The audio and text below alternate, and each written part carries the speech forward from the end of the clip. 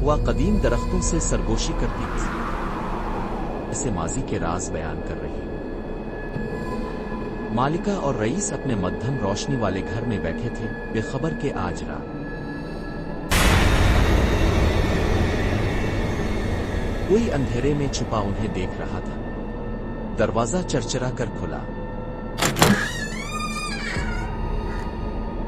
ایک سایہ ہلا، اور پھر ایک سرگوشی جو سب کچھ بدلنے والی تھی۔ ان حالات میں مالکہ اور رئیس کیا کرتے ہیں، یہ جاننے کے لیے دیکھیے آج کی کہانی۔ خوش آمدید میرے channel Jesus light for little hearts پر۔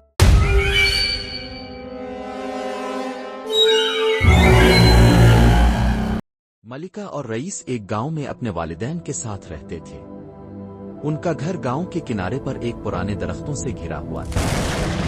گاؤں کے لوگ کہتے تھے کہ شام کے بعد اس علاقے میں کوئی نہیں جاتا کیونکہ یہاں کچھ عجیب ہوتا ہے۔ ایک رات جب طوفانی ہوائیں چل رہی تھیں اور کھڑکیاں تیز ہوا سے بج رہی تھیں، رئیس نے ایک سرگوشی سنی، جیسے کوئی دروازے کے باہر کھڑا ہو۔ اس نے جلدی سے کھڑکی سے جھانکا، مگر باہر کچھ نظر نہ آیا۔ ملکہ، کیا تم نے کچھ سنا؟ رئیس نے آہستہ آواز میں پوچھا۔ ملکہ جو اپنی کتاب پڑھ رہی تھی چونک کر رئیس کو دیکھنے لگی۔ نہیں تو کیا ہوا؟ رئیس نے جواب دیا، مجھے لگا کوئی باہر ہے۔ اتنے میں دروازہ خود بخود چرچرانے لگا۔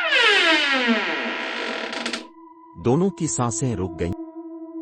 دونوں بہن بھائیوں نے ایک دوسرے کو خوفزدہ نظروں سے دیکھا۔ رئیس نے کانپتے ہاتھوں سے دروازہ کھولا مگر باہر کوئی نہیں تھا۔ لیکن جیسے ہی اس نے دروازہ بند کیا، پیچھے سے کسی کے قدموں کی آہٹ سنائی دی۔ ملکہ نے رئیس کا ہاتھ زور سے پکڑ لیا۔ یہ کیا تھا؟ اچانک روشنی مدھم ہونے لگی اور دیوار پر ایک سائے کی جھلک نظر آئی۔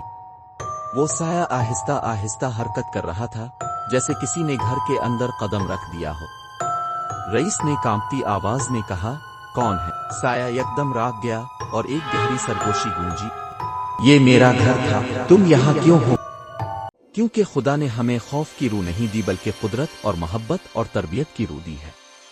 2 تیموتیوس 1:7۔ مالکہ نے رئیس کا ہاتھ پکڑا اور بلند آواز میں کہا، یسوع مسیح کے نام میں جو بھی تو ہے یہاں سے چلا جا۔ اچانک کمرہ ایک جھٹکے سے روشن ہو گیا اور سایہ چیخ مارتے ہوئے غائب ہو گیا۔